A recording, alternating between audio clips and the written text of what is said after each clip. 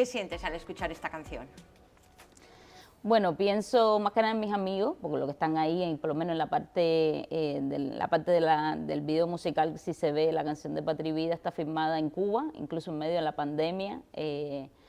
Y pienso en mis amigos, que los dos están presos, que son Luis Manuel y Michael Castillo, ¿no? Son personas cercanas, son familia, y que desde el 11 de julio de 2021, en caso de Michael un poco antes, pues están en detención. Y en caso de Michael, 9 años de prisión por ejercer la libertad de expresión y los derechos culturales en Cuba. En el caso de Luis Manuel, a 5 años de cárcel, incluso por realizar una obra de arte, un performance con la bandera cubana. En fin, como todo muy absurdo, violento, arbitrario. Entonces, nada, siempre, ¿no? Toca mucho, porque al final, con Luis Manuel, incluso en este 2024 cumplimos 10 años de empezar a trabajar juntos. Entonces, sí, es difícil, es difícil. Es verdaderamente difícil de entender y de comprender que dos amigos, dos personas tuyas que han hecho por participar en esta canción, por hacer una canción, por cierto, además maravillosa, estén en prisión. Ellos forman parte del movimiento San Isidro, del que tú también formas parte, Yanelis Núñez, precisamente por trabajar en la creación artística, por expresar, por intentar expresar en libertad vuestro arte, muy distinto, el que conforma, ¿no?, todo el movimiento San Isidro, musical, artístico, pictórico. Sois un grupo perseguido. Personas como tú, Yanelis, tienen que estar fuera de su país, porque si no, como muy bien has citado, Juan Manuel Otero Alcántara, está en prisión, Michael y otros miembros. Esto es lo que sucede en Cuba. Hay personas aquí en la Unión Europea y también en mi país que se niegan aún a reconocer que Cuba es una dictadura, y realmente hoy una de las peores dictaduras de América Latina. ¿Cuál es, tú estás fuera del país, porque si no posiblemente estarías en la cárcel? ¿Cuál es la situación ahora mismo en el país? La situación de represión, ¿en qué situación está viviendo los cubanos que están dentro? Sí, además de Michael y Luis, que son miembros del Movimiento San Isidro, fue un grupo de artistas, de productores, de activistas que nos unimos en contra de una ley específicamente en el 2018, una ley que criminalizaba directamente los derechos culturales y la libertad de expresión, y que también hicimos una campaña no solo para derogar esa ley, porque sabemos que al final el sistema está construido en un grupo de leyes violentas en el sentido más general de la palabra, y entonces lo que queríamos en ese primer momento con esa campaña era, digamos, sentarnos y desmontar todo ese aparato represivo, ¿no? Por supuesto, el decreto sigue ahí, como sigue la dictadura, pero bueno, en ese momento fue una manera también de conectar con la comunidad artística y que la comunidad artística también se sumara a la lucha contra el régimen, ¿no? Y eso fue, digamos, esos años de 2017, 2018 fueron muy importantes, incluso son inspiración luego para el 11 de julio.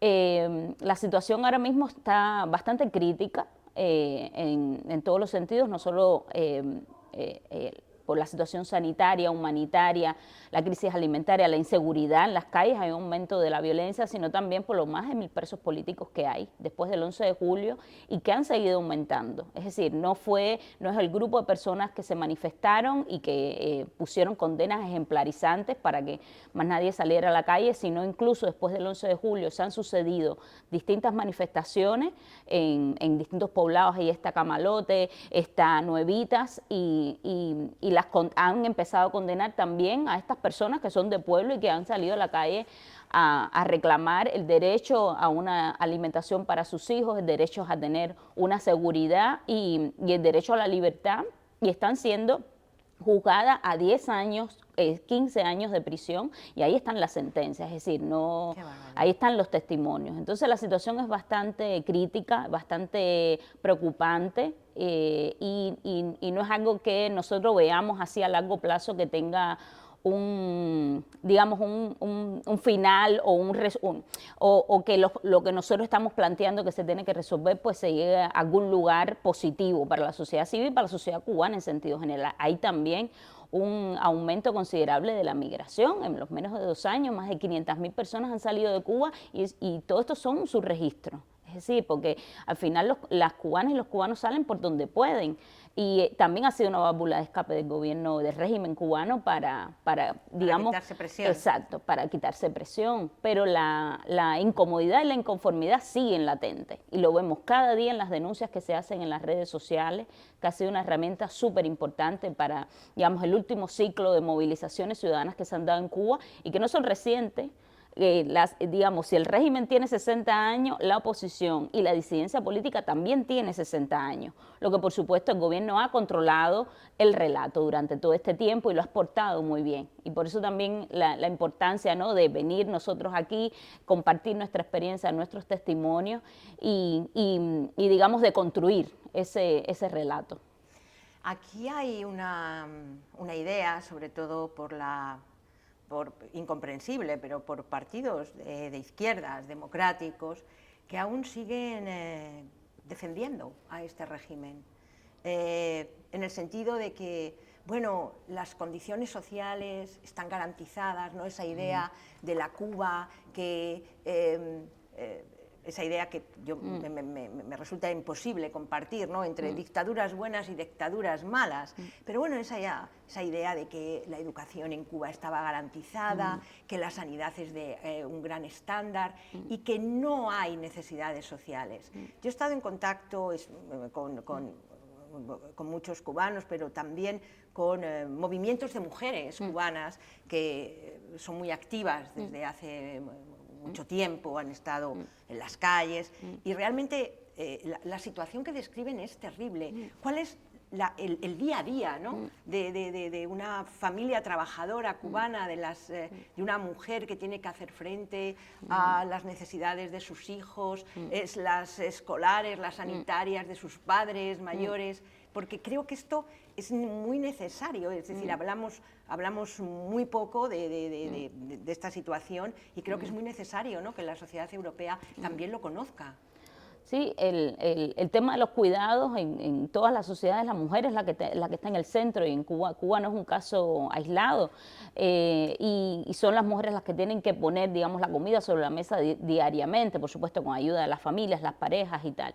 Pero el aumento de la precariedad también ha hecho que las familias también se vuelvan más vulnerables en todos los sentidos. Estamos hablando de esos valores que el régimen exportaba de sanidad, alimentación y en estos momentos, desde hace muchos años, porque también se ha tratado de vender eso por demasiado tiempo, de que estaba en óptimas condiciones, y desde hace muchos años eso no está, digamos, ni cumpliendo las mínimas expectativas que tiene la sociedad cubana y que necesita, ¿no? Entonces, aún así, en ese contexto, son las mujeres cubanas, y también quiero referirme a eso, a los familiares de los presos políticos, y cuando te hablaba de estas manifestaciones en espacios públicos, son las madres, y son las mujeres cubanas las que realmente están manifestándose por sus hijos, por la alimentación, por la atención sanitaria. Hubo a finales de año una manifestación frente al Ministerio de Salud Pública exigiendo asistencia médica para sus hijos menores de edad. Un grupo de madres cubanas, son ellas las que están ahí frente a toda esta desolación, porque realmente no hay ningún asidero, pero son ellas las que siguen dando dando la batalla por sus hijos, y también por el espacio de libertad de expresión. Yo creo que cerrar la discusión a tema, digamos, más humanitario, pero sabe que no es justo. Y el tema de la libertad de expresión también está en el centro de todas las preocupaciones. Y ahí estamos todas las activistas cubanas, y entonces quiero hacer hincapié en los grupos que desde hace varios años vienen trabajando, como la Red Femenina, como incluso la plataforma Yo Sí Te Creo en Cuba, que dan acompañamiento psicológico y jurídico a mujeres que son víctimas de violencia. Sí, otro gran tabú, porque sí, en Cuba, es decir, las mujeres sufren violencia de género, agresiones sexuales en todo el mundo, excepto en un pequeño lugar del mundo que es Cuba. O sea, hablar de violencia de género en Cuba es prácticamente también arriesgar tu vida, ¿no? Sí. Totalmente.